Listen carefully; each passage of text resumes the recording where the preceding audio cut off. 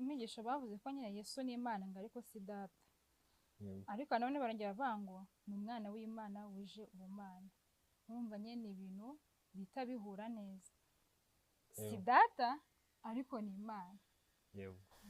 Kuko n'ubundi banagiye bakunda kubigarukamo cyane mu byerekeranye n'ubusesenguzi bwa Bibiliya, bavuga ko Yesu Kristo ntabwo ari data kuko yasabaga data nawe imbaraga, ahubwo ni Imana mu buryo bwo kuducungura yaje kubana natwe yihinduramo uburyo bw'umuntu nk'uko Yesu bisobanura uwagombaga kuducungura cyangwa se Mesiya.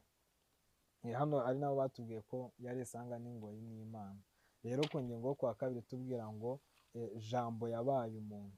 Ese jambo yabaye umuntu bakunda kubigarukaho cyane muri iriya somo, wabidusobanurira gute? N'ubundi nk'uko